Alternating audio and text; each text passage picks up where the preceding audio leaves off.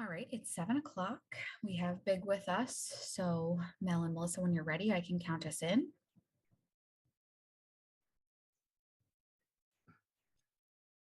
All right, we will go live in 3, 2, 1. Well, good evening, everyone. This is Mel Kleckner. I'm the town administrator, and it's my pleasure this evening to convene a budget forum. This is our second budget forum. Our first really inaugural budget forum was held last year.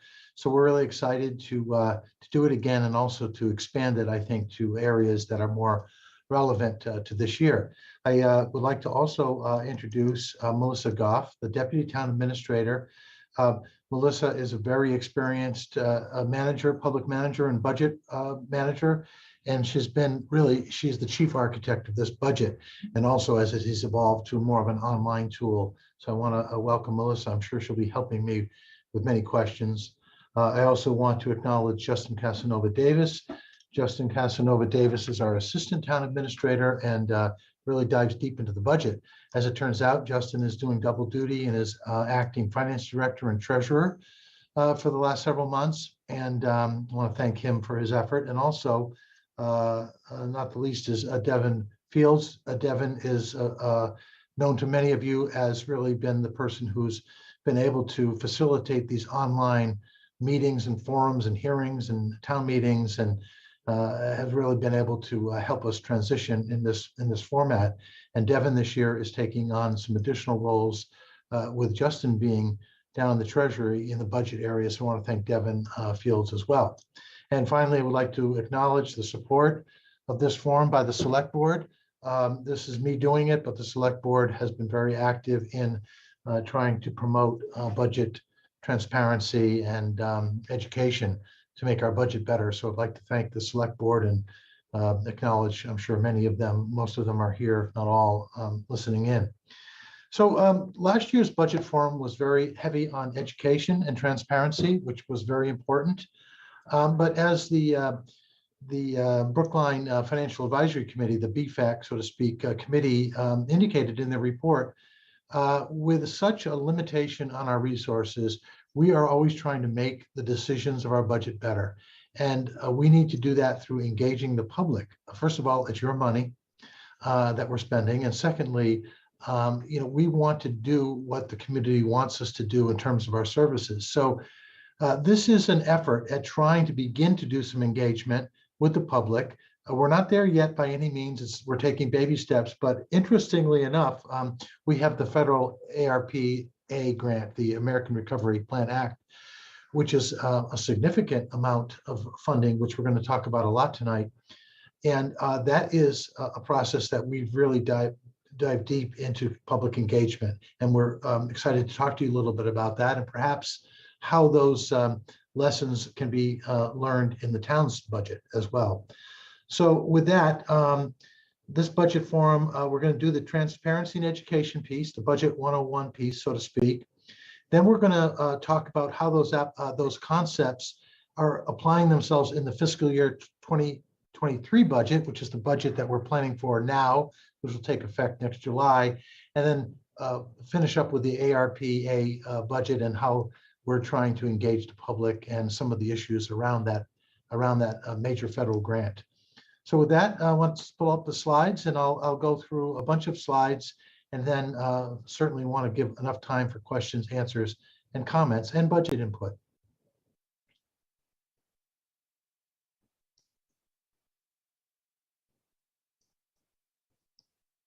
Give me a moment. I just want to make sure I'm grabbing the right screen. So hold on 1 second.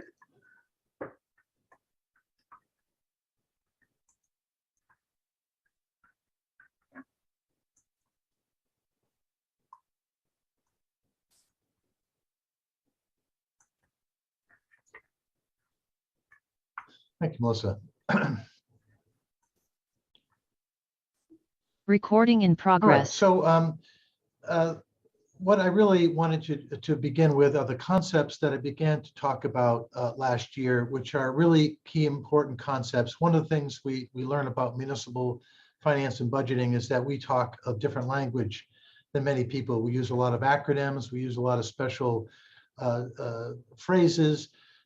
Municipal and government accounting and budgeting are often different in some ways, and the terminology is different in the private sector. So let's get familiar with some of the terms. So municipal finance is a term that I feel encompasses the overall cycle of our financial planning, budgeting, accounting, and evaluation. So it's all of the components of budgeting, not just the budget itself. The budget is actually a one-year plan, and it's a legal plan. So the town is legally compelled to pass a one-year plan. And that plan is, as I said, it's a legal document because it is the result of town meeting votes, town meeting appropriation votes, which are the only way that the town can appropriate funds. So clearly, this is a legal document. We have to submit it to the state every year. It has to get approved and in order for us to actually issue tax bills and begin the budget. So that's a one-year plan. It's a requirement. You can't do two-year budgets. You can't do less than a year budget. You have to have a one-year budget for a municipality in Massachusetts. The capital improvement plan actually is a 6-year plan of capital expenditures. And talks about how the town is going to finance those various expenditures. The first year of that 6-year plan really folds into the budget and becomes the part of our budget. When we refer to the financial plan, we're actually referring to the document and now converting more to an online format of not only the budget, but also the capital improvement plan and and also the long-term financial forecast. Okay, so let's move on. So again, I'll repeat myself on the budget. It's a legally required process, and it involves a formal vote of appropriation by town meeting. It's a one-year document. It's a legal document, and it is on a fiscal year basis. So in Massachusetts, the municipalities, all cities and towns, as well as the state government operate from a July through June 12-month cycle. That's called our fiscal year. It must be balanced. So, there's a lot of ways you can pass a budget, but if it has to be balanced, that's a challenge. And we're going to talk a lot about the challenges of passing balanced budgets. But not only does it have to be balanced in our view, it has to be balanced by the state, and the Department of Revenue, which is the state agency that oversees municipal finance, has a division that actually looks at all of the town's revenue assumptions, all the appropriations that town meeting made, checks the math and everything like that, and then we'll give a final approval. And upon that approval, then we can issue our tax bills and move forward. I often say that the budget is not just a bunch of numbers that balances up. It is that, and it's a good financial plan, and it helps us manage our finances. But it's also a strategic plan, effectively a political plan that reflects the town's priorities and goals. And we're going to talk a lot about that tonight because, like everywhere in society, I think we're looking at different ways that government can help people or can do different things. And, we spent a lot of time talking about that. We talk about that a lot with the federal grant, and want to talk about the budget as a strategic and political plan as well. So let's talk about the players. So I'm the town administrator, and in Brookline, we have a law that's called the Town Administrator Act. It's sort of a mini charter of the town. So the town of Brookline operates under the general laws and has been a town since 1705 and continues to be. And so over time, the town has evolved, and the town has created a form of government that, while it's still a town, vests some authority in an appointed town administrator. And one of those responsibilities is proposing a budget. And so the town administrator, by law in the town, is the one who starts the process. And I think that's not unusual. In most organizations, it's an executive function, and then it moves over to more of the overview and legislative side. The advisory committee, which is referred to as a finance committee under Massachusetts law, they are independently appointed by the town moderator and are charged with evaluating and making recommendations directly to town meeting on the budget and any other proposed financial appropriations. So the committee's recommendations actually serve as the budget motion that is acted upon by town meeting. So the town administrator proposes, but eventually that will be taken by the advisory committee and converted into a motion. And often they will have some differences between the town administrator's budget and where they would like to go. That's always a process, and we'll talk a little bit about that process every year. The town meeting, of course, is the ultimate body that approves the budget. They're the only body that can approve appropriations of budgets. Also, there's related financial issues that only town meeting can authorize, including the issuance of debt, the acquisition and disposal of property, and the passage of our local laws. Obviously, the school committee is a very important department of the town. And why they're different really than any other department is they have bottom line budget authority over the school budget, and that's embedded in state law. So whereas, for example, the advisory committee could say, we're going to take money, we don't agree with the town administrator's recommendation on, let's say, the library budget, and we're going to increase it or decrease it, and we're going to take money from some other part of the town budget to balance that. We have no such, town meeting has no such authority with the school committee. They can increase or decrease the bottom line dollar amount of the budget. But in Massachusetts, it's solely the jurisdiction of the elected school committee to decide how that money is spent. So that's why I put them in one of the budget process and players as opposed to just another committee that has a budget. There's some other important players. Of course, the select board. The select board is the chief elected body of the town, and they provide policy and direction to me throughout the year, and especially in the late fall as we begin to put our budget together. The select board takes an active role in that, and they actually will, similar to the advisory committee, but a little bit more general approach, will review every budget. They bring department heads in to review budget proposals, and they will themselves make recommendations. And I'll talk a little bit about how that all gets reconciled at the end. But ultimately, it is the advisory committee who will be making the final recommendations to town meeting. Mentioned the school committee. We already talked about them as even more important players than they are on this because of their legal authority over the budget.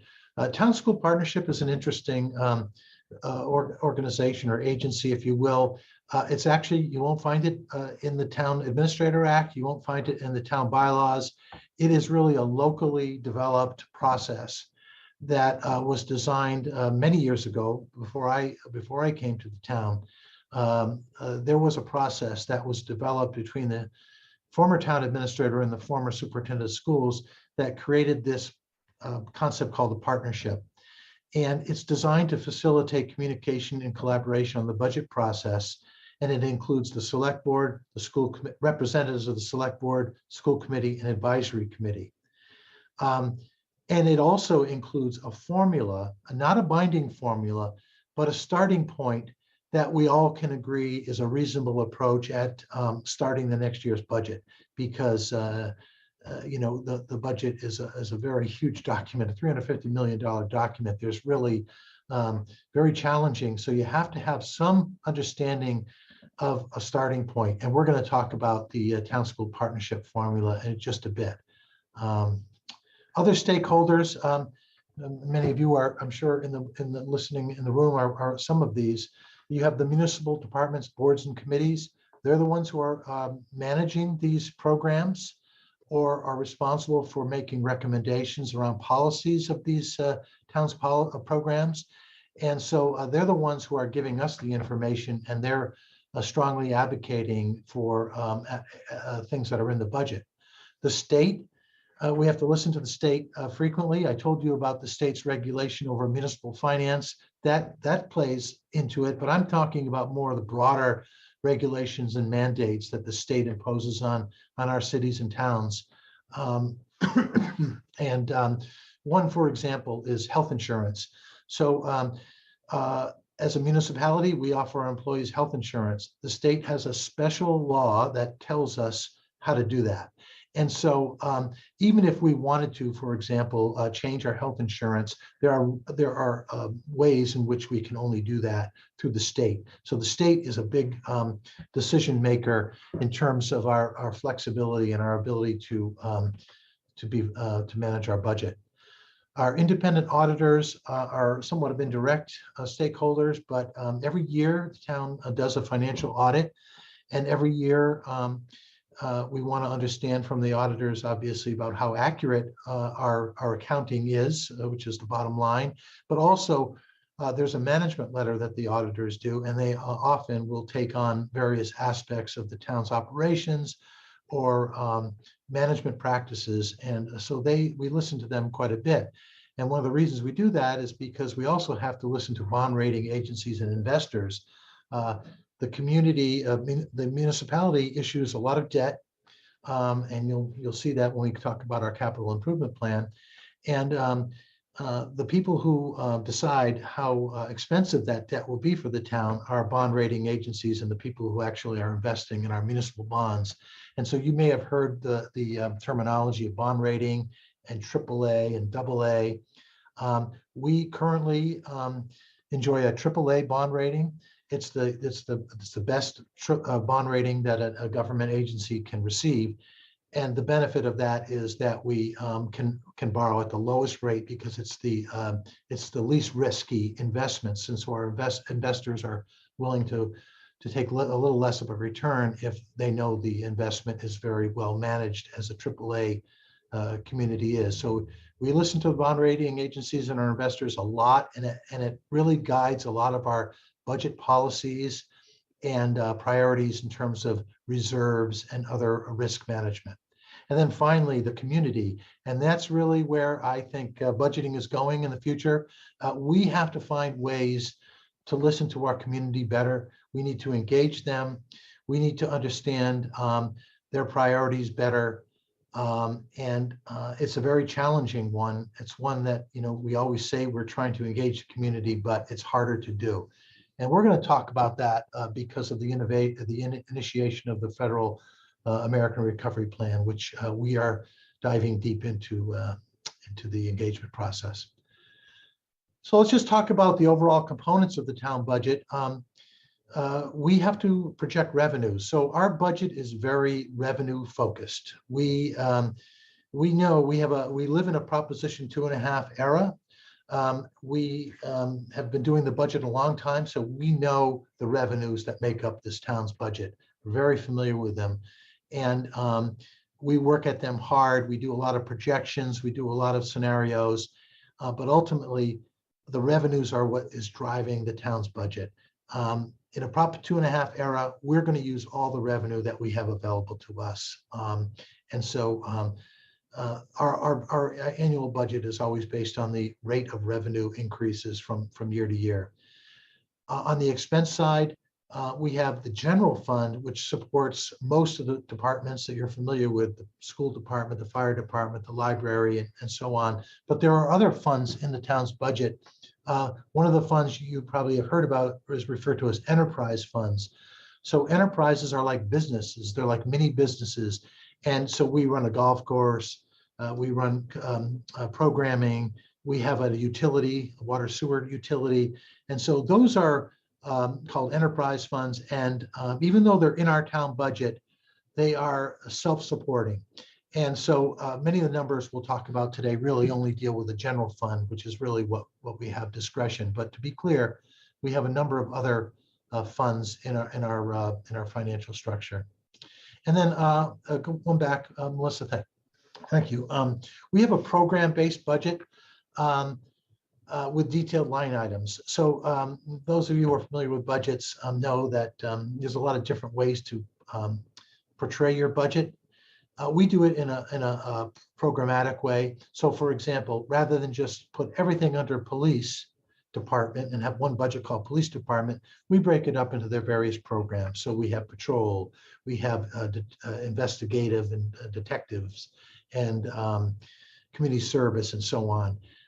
And some of the smaller departments don't have separate programs, but many of the larger departments have multiple programs, and that's the way our budget is formatted. But within those programs, there's every penny is really detailed in various line items to facilitate accounting and other systems. Okay. So I wanted to give you a flavor of what the revenues and expenditures are in the town's budget. And this is that general fund budget that I referred to. It doesn't include the so-called enterprises there, but let's look at the table on the top, the revenue, and we're going to go into each one of these categories in just a little bit more depth. But our revenue is primarily based on property taxes. You'll see that large blue slice of the pie. We're very intensely reliant on our property tax, and of course that is the one that's limited by Proposition 2.5. So you can see that our major source of revenue has legal limitations upon it to grow. Our local receipts are a very large category. They're all the local generated fees. You might hear when we talk about local receipts, taxes in there, but they're excise taxes. So for example, we are able to gain revenue from the state meals and meals tax, hotel motel tax, and now cannabis use tax. And even though they're called taxes, they're a part of our local receipts. Building permit fees and other locally generated fees, parking meter receipts, and all that, a large category of local receipts. We do receive some funding from the Commonwealth of Massachusetts. It's unfortunately becoming a smaller and smaller slice of the pie. That's that red slice, if you can see it in color, and that's about $22 million. We get state aid, and I'll go into them. So why don't I just keep going? Other available funds we'll get into, and then free cash, which is a concept we really want to understand. That's essentially the funds that make us available to have some reserves and also to use towards capital spending. Total in the current fiscal year that started in July of the general fund is about $334 million, a lot of money. That represented about 5% increase from the prior year. Now, if you look at the expenditures, which of course are balanced at the same level, 334 million and 5.2% increase, we have municipal departments. Those are all the departments I just mentioned: police, fire, DPW, libraries, council on aging, and so on.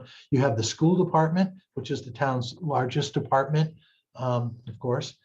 You have non-departmental benefits, and the reason why we call them non-departmental is they're big items, employee benefits like pension and health insurance, and we appropriate them in a separate category and then find ways to sort of account for them and allocate them after the fact. We have both benefits and general non-departmental expenses. We have large debt service, which we'll talk about. That's where we fund through the sale of municipal bonds. Much of this is excluded from the Proposition 2.5 levy limit, and we'll talk about that concept shortly. We have a reserve fund. Of course, town meeting can always come back and appropriate more money if there was, but that takes time. And so we have a reserve fund that helps the operating budget of the town when conditions are unanticipated or exceeding. So for example, this snowstorm coming in tomorrow night is likely to push our snow budget over the top, and towards the end of the year, we'll be going to the reserve fund to get some supplemental funding for that extraordinary expense. Special appropriations being the CIP. So in addition to debt service, we actually appropriate money directly for capital improvement program expenses. And then non-appropriated, some of you don't know that town meeting doesn't have a chance to appropriate over $10 million of the town's funds. We get a bill from the state, primarily for the Mbta and the county government that we belong to, and we're told to pay. So we just have to raise that, and that is why it's called non-appropriated. Okay, so let's move on. Going to talk about revenues. I mentioned that they make up over 80% of the town's general fund revenues. That's good and bad.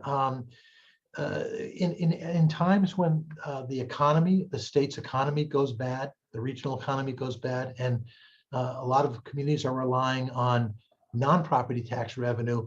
At least the property tax is a very stable source of revenue.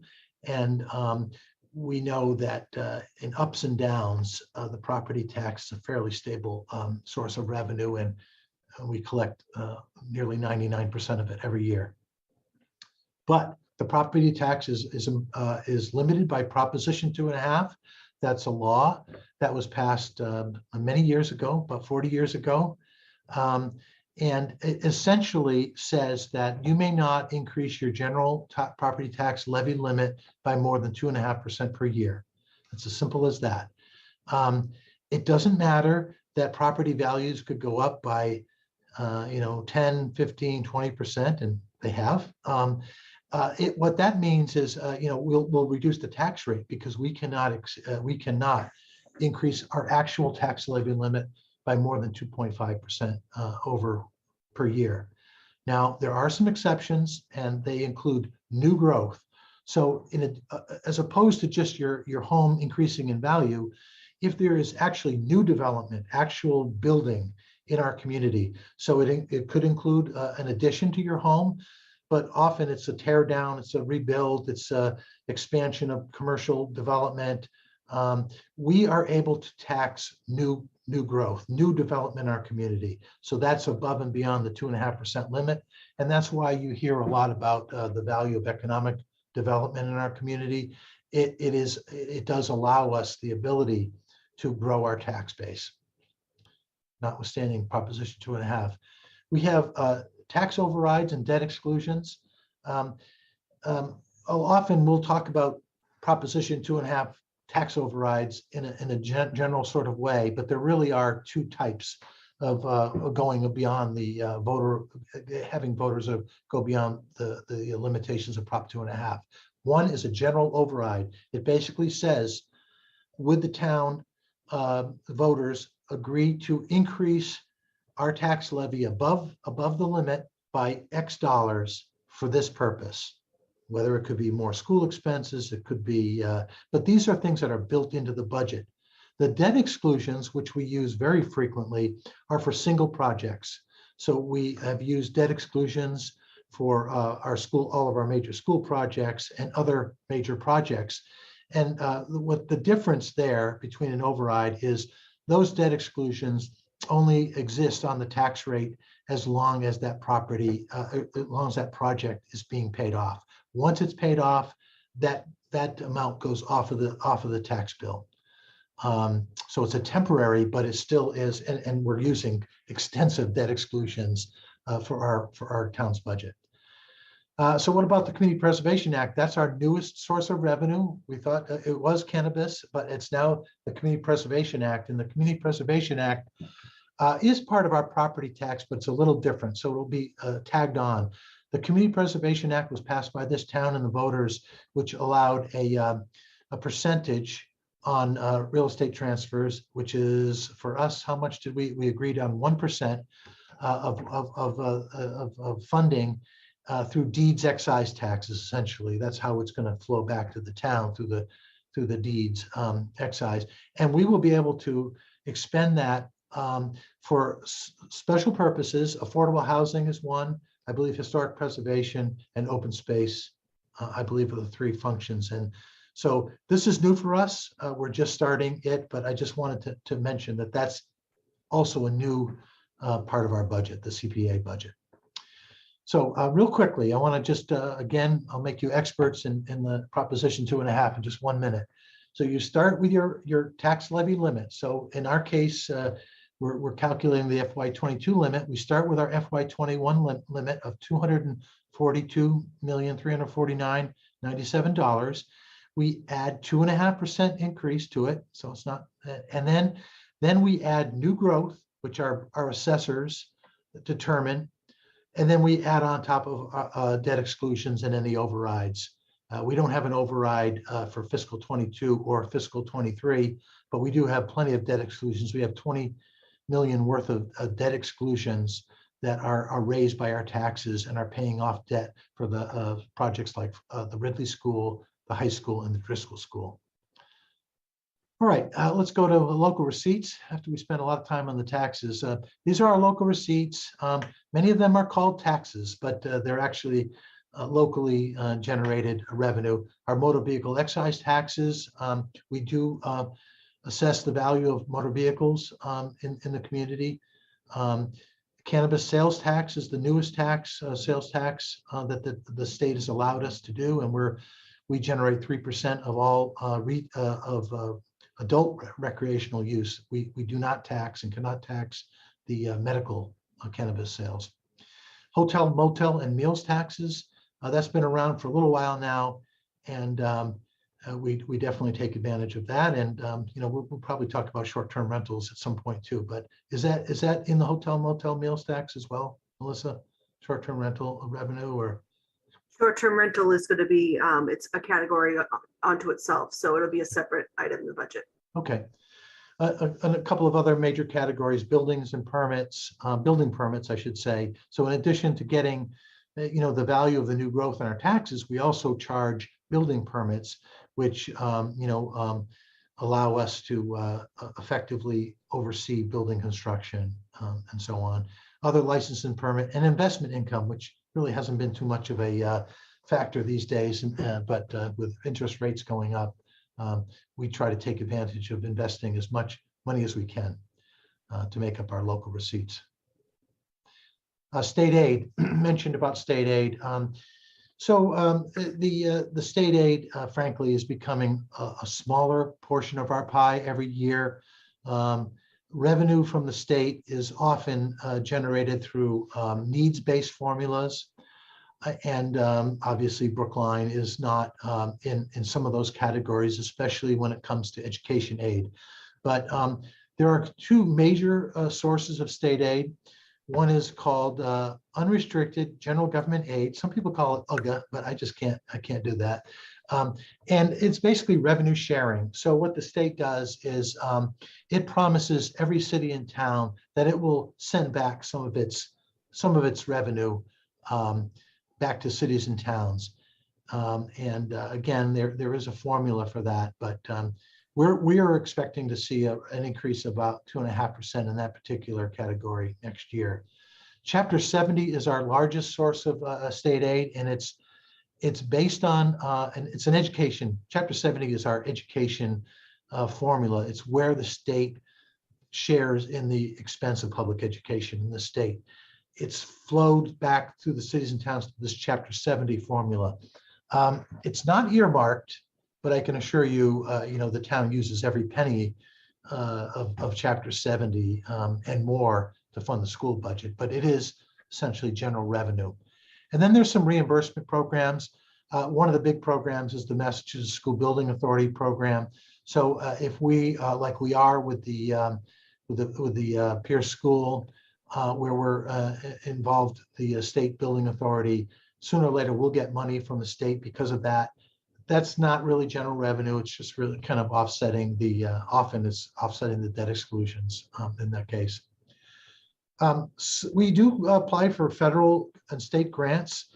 They're often competitive grants, but sometimes they're just general because of the size and complexity of our community. So we get Title I education grant directly from the federal government.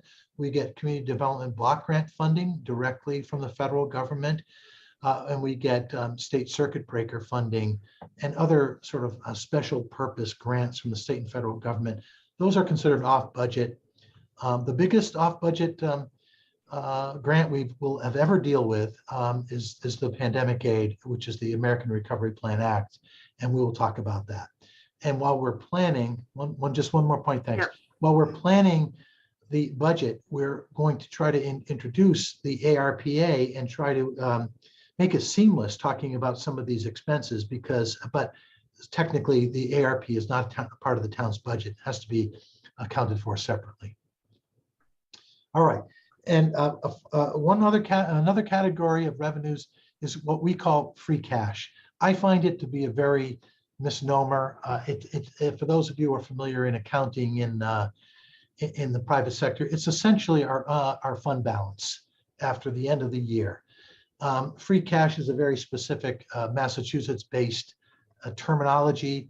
It's basically we give the state our fund balance at the end of the year, and they say, well, we like you to add some of this because of this liability, or this because you haven't received the money you were expecting. So they kind of take a cut of it, and they refer to this amount as free cash. It's a very I've always heard people say it's not free, it's not cash. So I don't know why they call it that, but I like to call it as our unreserved fund balance.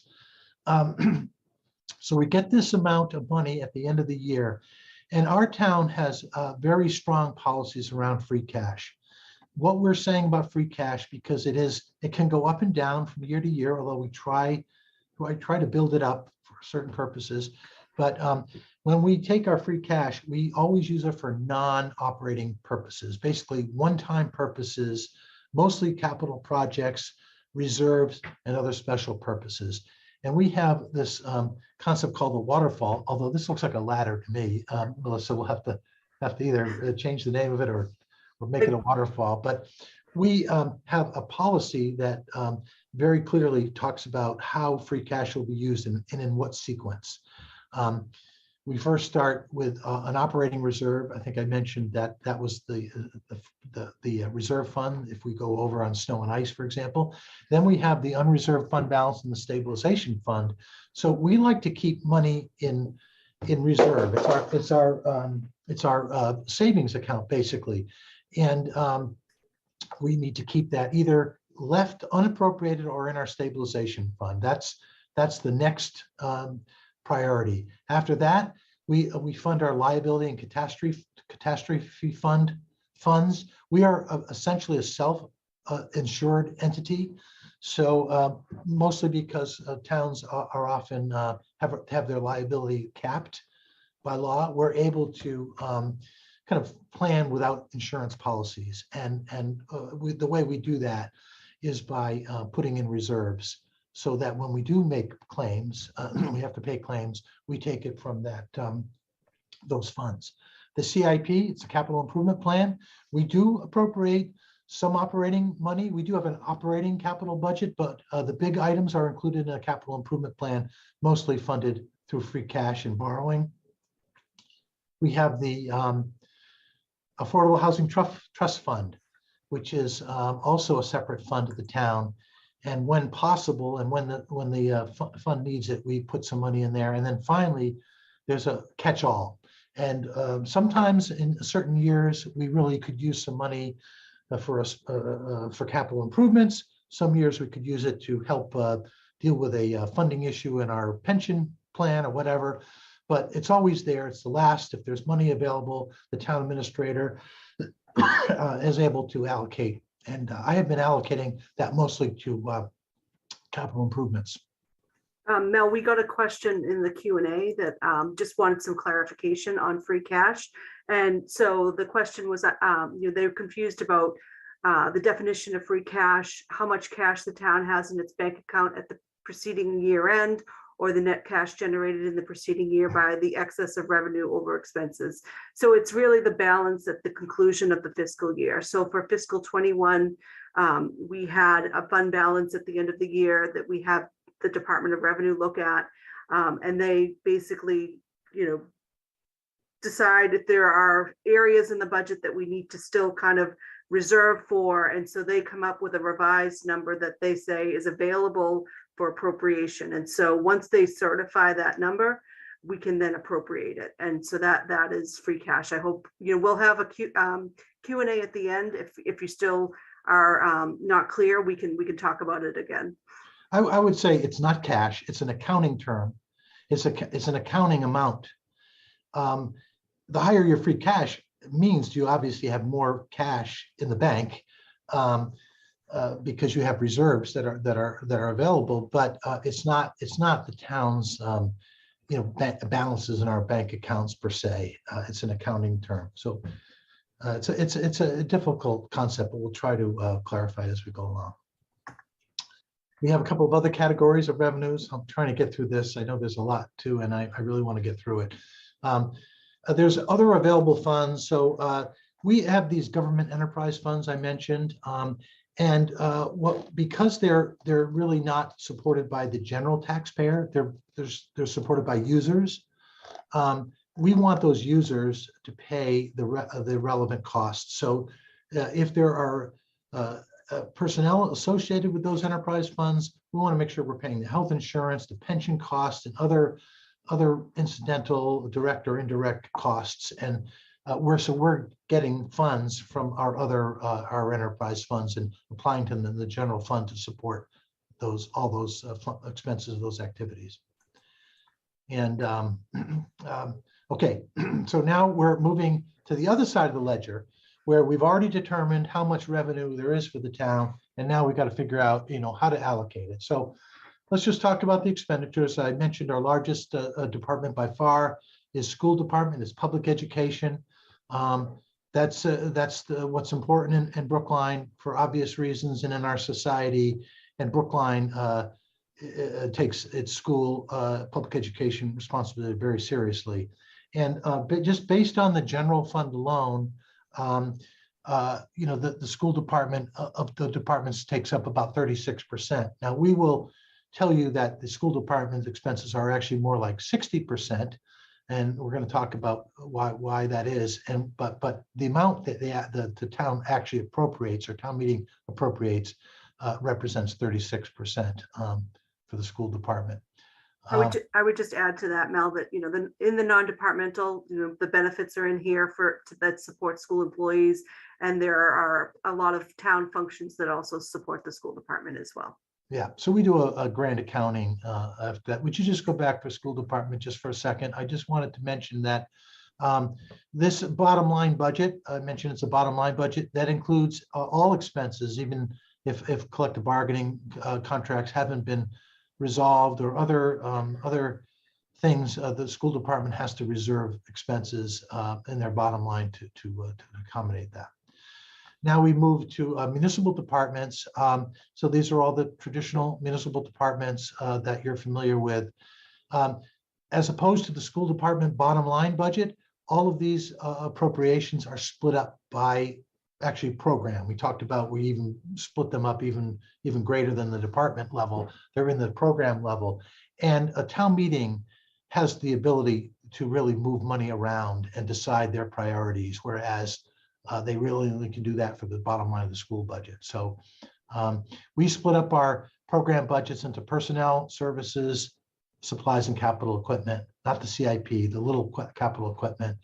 And we also, if we don't have collective bargaining agreements in place, which we do not currently, we are always make sure we keep a reserve in our budget for those, so that we don't have to come back to town meeting. Non-departmental, just a slight smaller than the school department budget.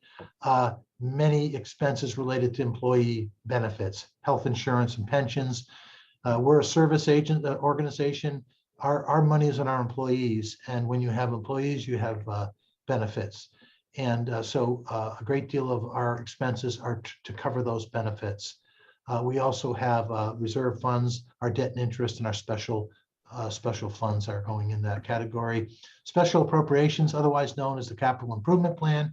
This is that first year of the CIP where we're starting to appropriate money. So we're going to buy a fire engine. We're going to renovate a park.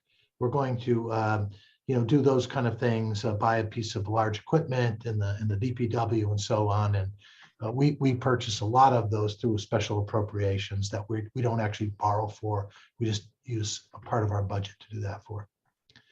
And then non-appropriated, I mentioned those. Those are, we get a bill from the state and we pay it. We have to pay it. Mbta and Norfolk County are the two large ones. We could probably talk about Norfolk County all night, but we're not going to do that. So when we have determined our revenues, and before we start to allocate the budget, we go back to the town-school partnership formula. So this is something that has evolved. As I said, you're not going to find this in any state law or bylaw or regulation of the town. It is something that has evolved over time and really serves as a way for the town administrator to have a starting point with the budget. And essentially what we do is we figure out how much more revenue we have. We take off the top any of those fixed costs that aren't allocated, and then we come up with an amount that's available for both the town and school. We do a few more other minor adjustments, and then essentially we give the schools, we just allocate to the schools 60% and to the municipal departments 40%. Town meeting is not bound by that. The advisory committee is not bound by that. But frankly, you need a starting point when you're developing a budget of this magnitude. And so that's how we always start the budget.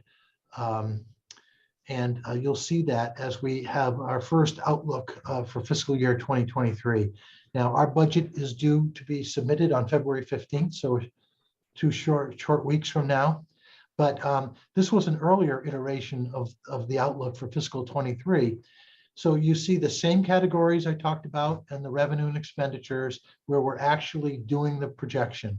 And we're projecting, unfortunately, a fairly modest increase in revenue, general revenue of 3.4% for fiscal 23. We're still, coming out of the pandemic, and the state is not sharing the kind of revenue that we were hoping for. So we have a fairly modest revenue growth for fiscal 23 at least. And you'll see that the expenditures, on the other hand, at least projected expenditures or expenditures that are on the table are at a 5.8% rate. And so that's not going to work when you have to have a balanced budget. And so this is what we're starting off with. It's not unusual to have a budget gap like this. In fact, we have a phrase for it. And but first, before I go to that slide, you'll see that that there are deficits or shortfalls, if you will, in the 2 bottom lines in red. The allocated town departments is about 1.5, and the schools are at almost $6.6 million, at least a little earlier. There's a gap. That's a problem. That's a big problem. There's always a gap at this time, but that's a big one at this time. And we refer to this as the structural deficit or the structural gap. I want to talk about that a little bit in relation to the town's budget capacity. So the structural deficit is essentially, it's an ongoing shortfall between available revenues that we have under our Proposition 2.5 and the rate of increase. So it's at 3.4% versus the 5 to 6% rate of increase. We can't have that, so we have to deal with that. But I want to just tell you what some of those components of this make up this structural deficit every year. Well, we have a bunch of fixed costs and what I call our budget busters. They're expenses that go up much higher than the rate of revenue growth. Primarily our health insurance. I believe this year it's at 5%, heading closer to 6% probably. And then our pensions and our OPEB, which is something I won't define right now unless there's a question. Those are some unfunded liabilities, so we're putting more into those obligations than normal. And I believe the pension funding schedule is more like 7%. 7.85%. So it doesn't take much to figure out that when you have those kind of costs that are increasing at that rate, that's going to create a problem. The other thing, we have emerging community needs. In addition to just inflation of our existing expenses, we hear a lot, and they mostly come up from town meeting, appropriately so. Things like traffic and pedestrian safety, our social service network, which has really been exposed during COVID, carbon reduction initiatives, and many, many more. They're the result of all the the resolutions that town meeting passes and is trying to basically engage in this prioritization. The unfortunate part is the structural deficit really provides very limited capacity to deal with these emerging community needs, many of which, by the way, the local government has not traditionally funded. But here we are with a need for these because the state and federal government are not adequately dealing with them. And then capital project backlog, we have a lot of projects. The Davis Path Footbridge is not operating right now. We want to get that fixed. We want to renovate our fire stations. We want to create an interesting path along Beacon Street, the former bridle path. These are all really important projects, but the current capacity of our structural budget does not allow those without some other things happening. And let me tell you a little bit about what those options are. Property taxes, we can have the property tax overrides and debt exclusions, and we do. And that is, frankly, and unfortunately, in some ways, a standard way in which this town operates its budget. We don't do them every year, and when we do them, we often do them to last a few years. The last general override we had was over 3 years ago. It was but we are consistently going to the voters and asking for the capital debt exclusions.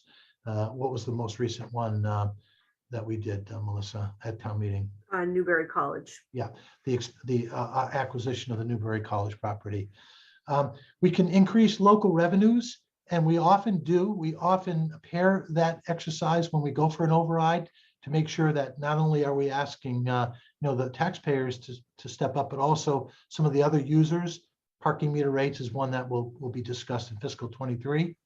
We have state and federal aid. That's particularly relevant this year with the ARPA.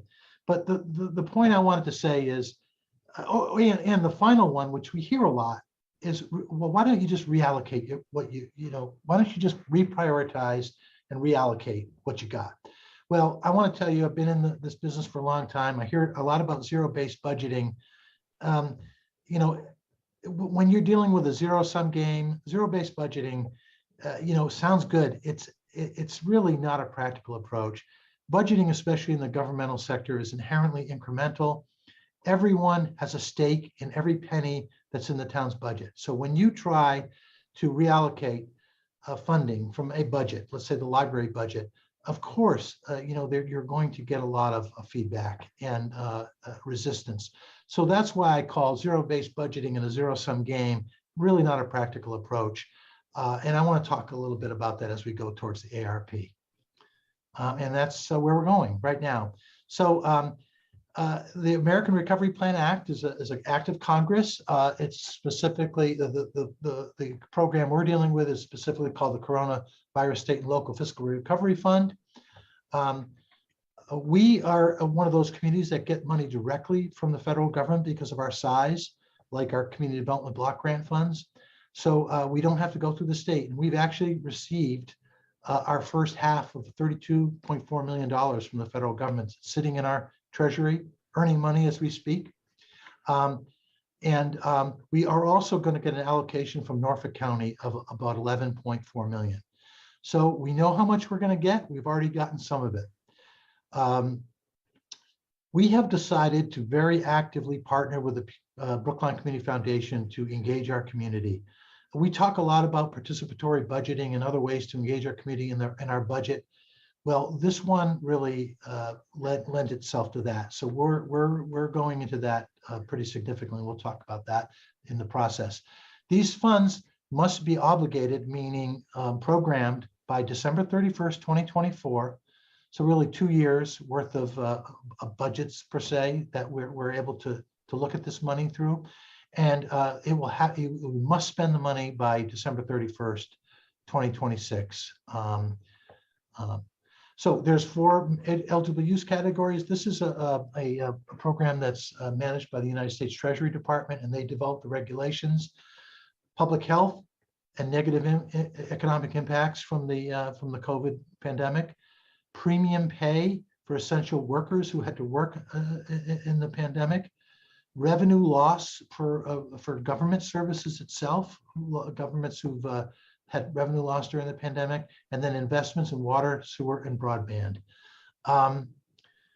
Ineligible uses, we have to be worried about those. We cannot use our money for pension. We can't offset our taxes so for example, we can't say, oh, you remember that debt exclusion you guys passed? Well, we'll give you the money back and we'll take some of the federal money and use it instead. We can't do that. and then we can't use it for paying down settlements, judgments, and so on. But there is a lot of flexibility in the uses.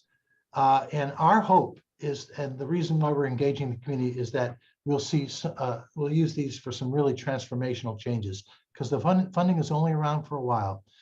We're also very heavy into transparency and public engagement, and we've done a couple of things. We have created our own portal, internet portal called OpenGov, which is the same portal that we use for our budgeting. That is part of that, and we're also having the Brookline Community Foundation have a series of very extensive public engagement, which will culminate soon when they come back to the select board in just a couple of weeks. Let's just talk quickly about the process. So I mentioned the OpenGov tool. That's what we really hope will, if people are interested, we'll see this. I know a lot of people say, well, where are the requests? Well, we're not actually in real time kind of putting these requests up. Brookline Community Foundation is working with a lot of the nonprofits, and they're not quite ready to submit their request yet. So but once they're up, all the information will be on the OpenGov platform. A select board has provided policy guidance and will continue to do that through the use of the Brookline Community Foundation. Brookline Community Foundation has done surveys, had open forums, focus groups, and they'll be coming back to us soon with what they're hearing in the community. We think the department heads provide expertise, because a lot of these monies are provided through departments, these public services and other services. And then hopefully, we'll engage other people to help us collaborate and study the requests. Boards and commissions, in addition to department heads, will, I think, be part of this process. So we are going to get an update soon at the select board meeting. We're going to begin to upload a lot of project details once they're ready in OpenGov. If you're familiar with the CDBG process, which is the other federal government process, it's going to feel a lot like that. They're going to be program-based or project-based requests. There is that amount of money called revenue replacement in the ARPA. What essentially that says is the town itself can decide that it lost revenue and replace it, and you can replace it for really anything, and that's a very flexible source of revenue. We think it's going to be up to 10 or so million dollars of our $42 million allocation if you include the county. But it doesn't require us to spend a penny of it. It just allows us to do that. So we have a lot of discussion, how we're going to use that revenue replacement category. And then obviously project-specific proposals will have a lot of information and performance measures that we can not only use to approve the programs, but manage them as they go forward. So the big thing about ARP decision-making that the select board is dealing right now, they want to be transparent. We obviously have to comply with the regulations. We're worried about using one-time revenue to support ongoing operations, although the revenue replacement, I think, does contemplate that there will be some revenue rebound eventually, and that the pandemic, this fund could help bridge that gap. But we are very worried about when ARP funding is over, that we aren't saddled with a lot of expenses that we no longer have a revenue source to fund. Mentioned already transformative changes. We see this federal grant as a way to study and test new approaches for the long term. And then we also would like to use it to leverage additional sources of money. So for example, we might want to study or design something that we know is eligible for another federal grant or state grant. And so we like to see this as a way to make even having greater flexibility and more funding for projects. So that's a lot. And I didn't know it was going to take so long adding these different components in. So I talked a lot. I want certainly to answer any questions or hear input. How is the best way to do this, Devin or Melissa? How are we going to approach this part? I think last time we had Devin kind of help us with some of the Q&A, and then you and I would kind of just field them as we felt comfortable. Sure. Well, let's go to it. Yeah, folks can feel free to use the Q&A if you have a question.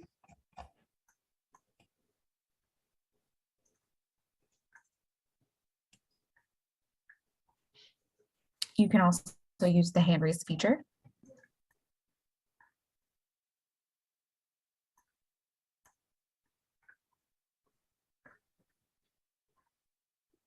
It looks like we've got Deborah Brown with a hand raise.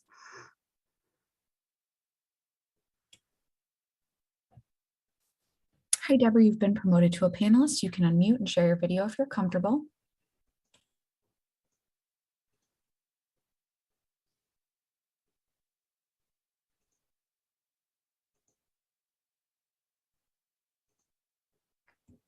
Okay, it looks like we might have some technical challenges with Deborah, so I'm going to move on to Kathleen. And folks could feel free to put things in the chat too. Sometimes that can be helpful for us because there might be multiple questions and whatever. Hi, can you hear me? I can. Hi, Kathleen. That's an accomplishment. Thank you both. This was very dense and very interesting and very well done. I'm grateful. I've been in town meeting longer than most of you have been alive, and I find that this was extremely helpful and educational for me. My question was about the revenue replacement category in ARPA. What does the town have to do to document revenue losses in order to allocate something for revenue, some funds for revenue replacement? Sure, a good question, Kathleen. It's built right in. It's a formula built right into the regulations, so it's a very mathematical driven formula. They actually just did modify it when the federal regs came out, gave us a little bit more flexibility, but it's essentially a formula. And Melissa, you want to add anything on that? Sure. So essentially, it's kind of pulling from our general revenue sources, and it's being measured over 4 years. And they have a growth assumption that communities are kind of across the country should have been growing by X%. And if we are under that, then we are able to capture that as revenue replacement. The other option also is to just have a standard $10 million as the revenue replacement number. Communities can choose whether they want to follow the formula or whether they want to follow the calculation. Smaller communities are probably better served with the formula, but we're seeing that our initial calculations are going to be bearing more than $10 million for revenue replacement. Thank you.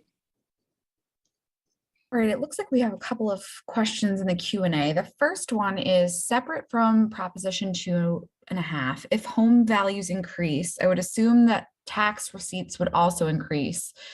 Or does Brookline lag in terms of assessed values or something? I'm new to the town, so sorry if this is something I should already understand.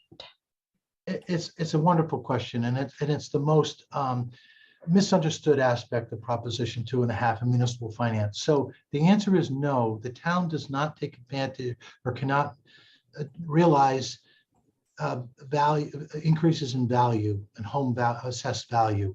So what happens is, because we're only limited to that 2.5% increase, as home values go up as they have, our actual tax rate goes down. So it's just a formula. But the answer is no. I think some people would say, well, that's where some of your Proposition 2.5 tax exclusions and overrides, maybe make sense because people are getting this value. But frankly, a lot of people can't monetize the value in their home. I mean, if they live in Brookline and they want to live in Brookline, where then how are they going to even take advantage of some of this value? So, but the answer is no.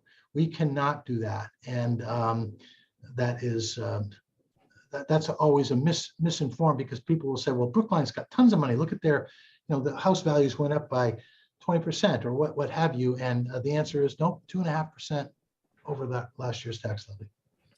Okay, the next person with their hand raised is Ellen Franco. Ellen, you can unmute and you can ask your question.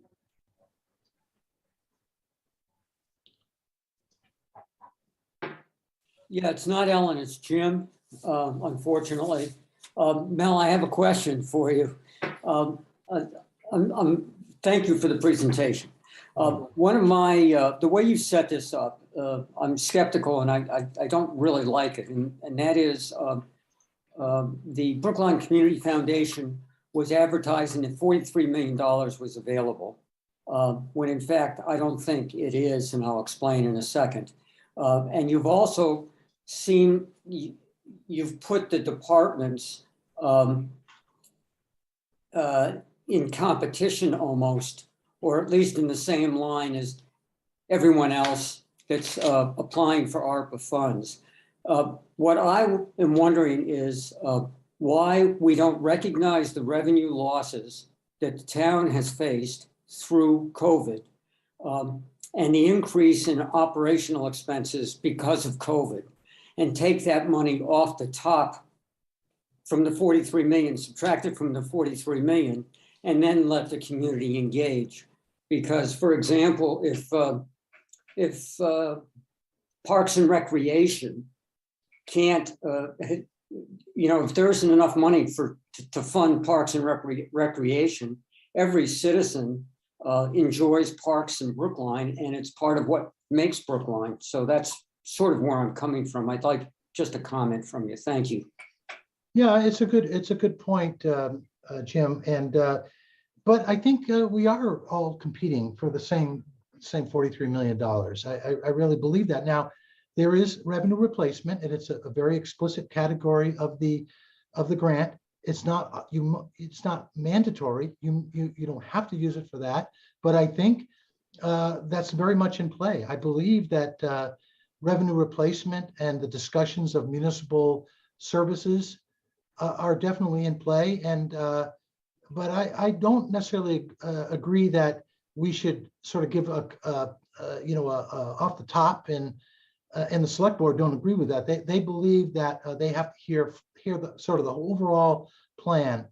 But revenue replacement and municipal restorations and expansions are definitely going to be part of the program. But at this point, they're not being given any advantage or any priority over others. And we'll have to see when they come out. We did create a mini budget that has been appropriated already or approved by the select board. And that involves use of expenses for ongoing COVID-related things. So when we do our vaccine clinics, or we're doing testing clinics, or we're doing things that are keeping government going and the community going relative to COVID, we've already taken that off the top. That's the only thing we've taken off the top. How much is that, Melissa? $1.9 million. $1.9 million is the only thing we've taken off the top so far. All right, it looks like we have Deborah back online, and then we'll transition to the Q&A as we are building up quite a stockpile of questions there. Deborah, you've been promoted and you can unmute when you're ready. Thank you so much.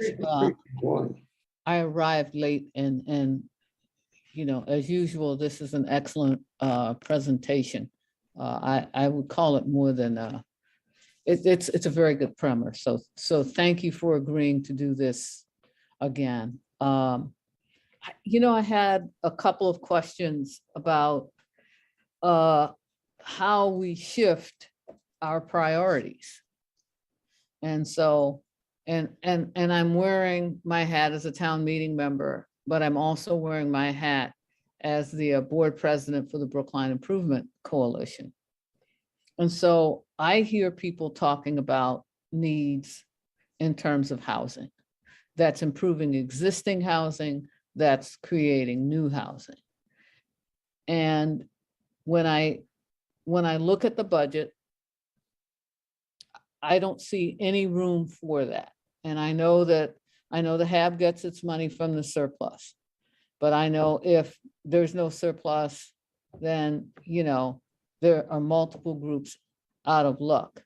So my question is, how do things like food and housing become a line item in the budget?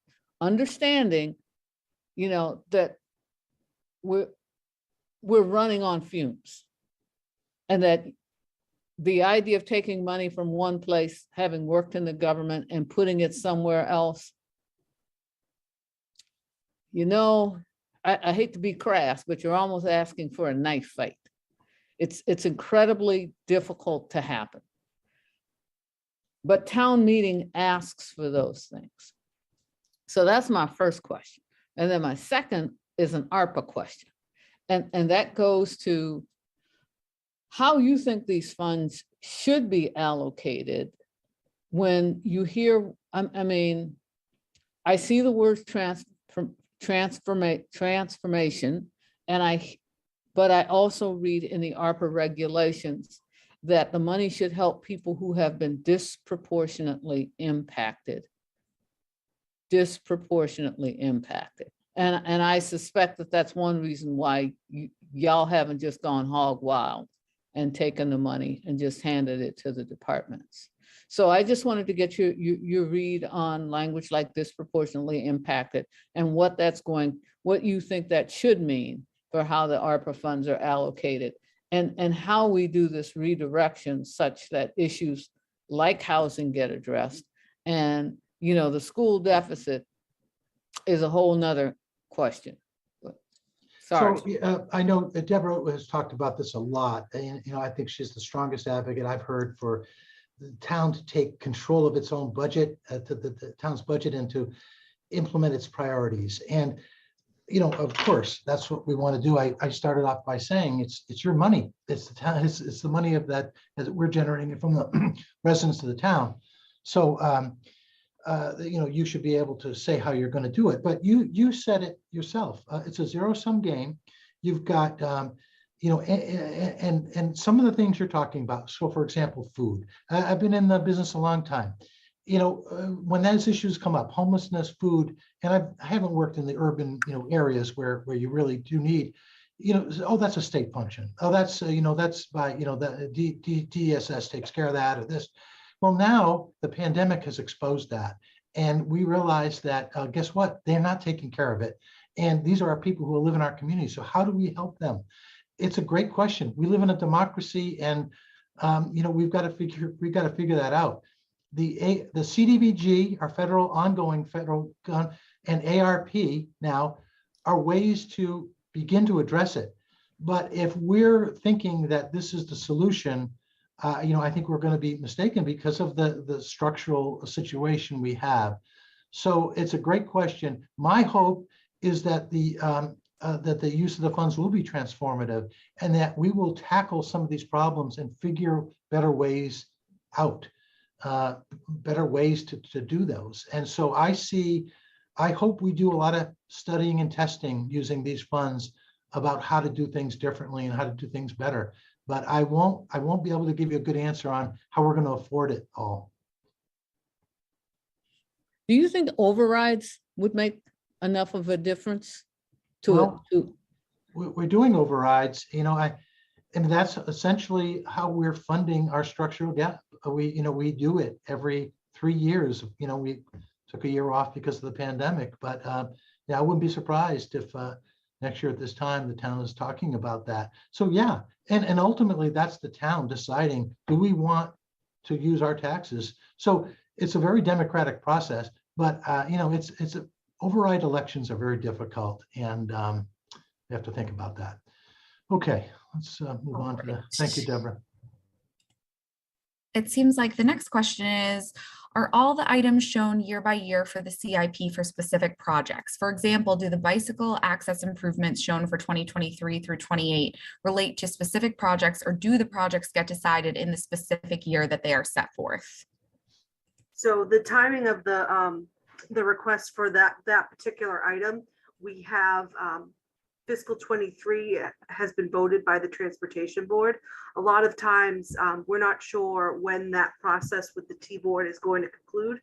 So Todd will provide me with estimates for transportation programming, but they're not tied to specific projects until they've gone through the Transportation Board process. In the past, we have had placeholders that were lower, and you know, we tried in this year's CIP to bump those up to acknowledge that there is a pipeline of work that needs to filter through the plan. The next question is, there's been a lot of discussion in town recently about strategic planning. To what extent will the decision-making on ARPA funding attempt to fit the various projects / purposes into some sense of an overall strategic plan or program? I see the question from David. It's sort of the fundamental question, you know, is how effective can the town be to programming these very significant funds at this very significant time for the best, for the best strategic value of the town.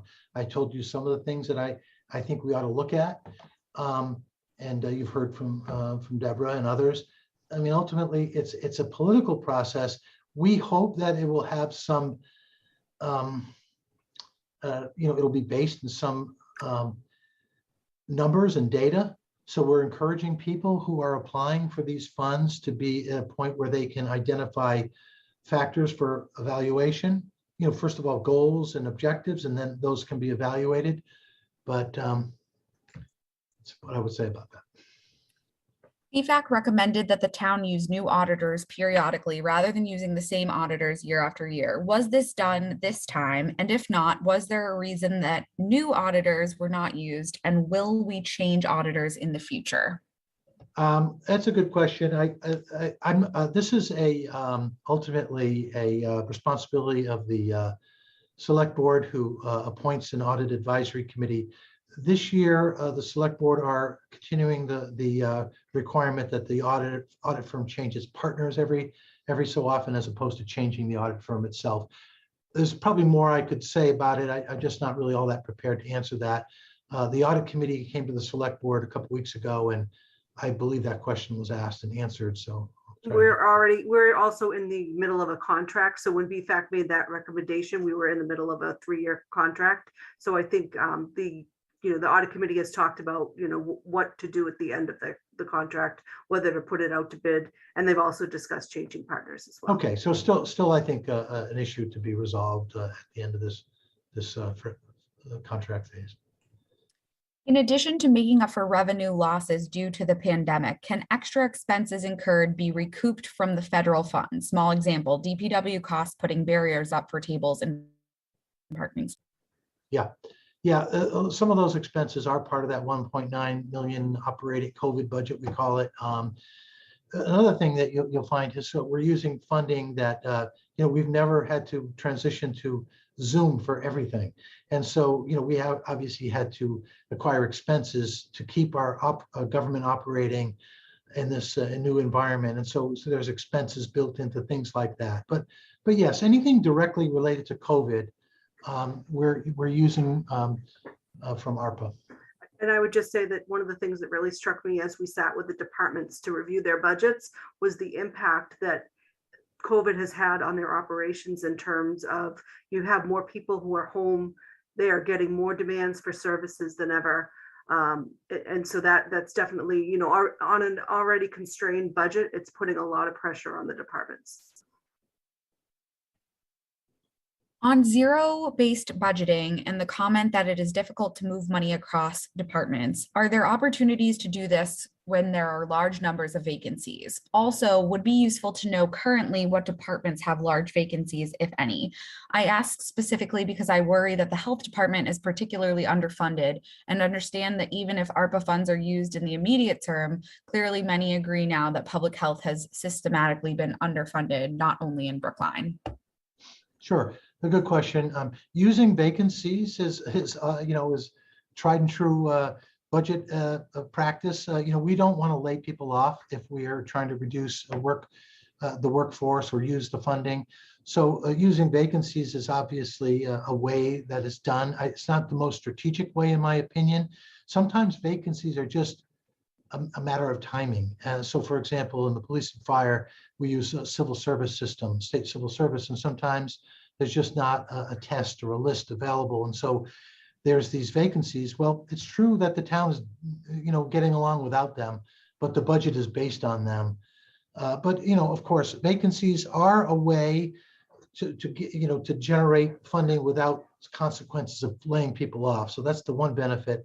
But I often find they're not as strategic, because they kind of come often sporadically or timing wise. The question is, vacancies can we document in the budget? They change all the time, but yeah, I think we can do that. I don't know if we do that. Is there a place in the budget that we talk about that current vacancies, Melissa? I don't believe that we do reflect that in the budget. We basically present the full-time equivalents. But we are constantly monitoring that. We're always looking for salary savings from vacancies to fund, other initiatives. And we're also, going in front of the select board on a frequent basis to have authorization to hire to fill those vacancies as well. So that's another opportunity for the board to kind of, ask the questions about whether or not that vacancy, is essential and should be filled. That's a good point, Melissa. Yeah, so the select board have to approve every vacant position to be hired. So you may have seen that in the agenda. And also the select board, when they do their budget meetings and as well as the advisory committee, they really dive deep and they talk about number of vacancies and so on. But I'll think about ways to document that. The next question says, I believe there were listening forums to discuss how to use the 43 million. Is it possible to recap learnings from those meetings? Which ideas seem to have a lot of community support? Well, I believe there is, but I think the thing you really want to do is watch when the BCF comes back, and which are going to be, we have a date for that now? I believe the 8th is when we're planning on having them present.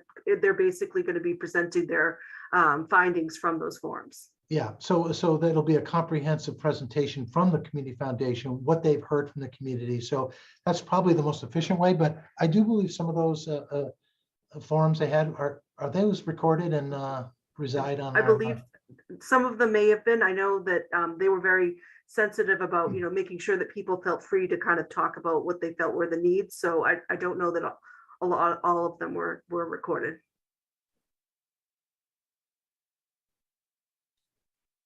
At this time, there are 36 attendees, and that is the end of the Q&A questions that we have acquired. Mel and Melissa, do you want to give any final comments while we see if anyone else has questions? Sure. I just find I see a quick question. Yes, the February 8th meeting is a public meeting. It's a select board meeting, and you can observe that on cable or through the streaming or whatever. I'm not sure there will be testimony or a public hearing at that night about it, but it will absolutely be open to the public. And the select board is likely to probably have some opportunity for some public comment, if not on February 8th, shortly thereafter. I guess I would just like to say, for those of you who may know, this is my last budget that I'm preparing for the town. This is my 12th budget, and my 4th term of appointment as a town administrator for Brookline. And at the end of my term in September, I've chosen to move on. And so I just want to say it's been a wonderful experience. The budget is quite a challenge, and we spend a lot of time doing it because it does reflect the priorities of the town. It's just challenging when we don't have the kind of money to adapt as quickly, I think, as we do. The ARP this year really provides the town with a very unique opportunity, and we really got to pay attention to it. So anyway, I just want to say thank you. I'm spending a lot of time trying to, not only on this budget, but also on other areas to try to position the town to be in a better place for when my successor is appointed. So I just want to mention that, and also to say thank you again to Melissa Goff, who is an outstanding and committed manager of this town. We're very lucky to have her. Thank you, Mel. I would just say that, thank you to the department heads, and then also to the finance staff, and then to Devin. And, it's a team effort putting the budget together. And I think, it's been a great working team. Right. Well, thank you all very much, and good evening.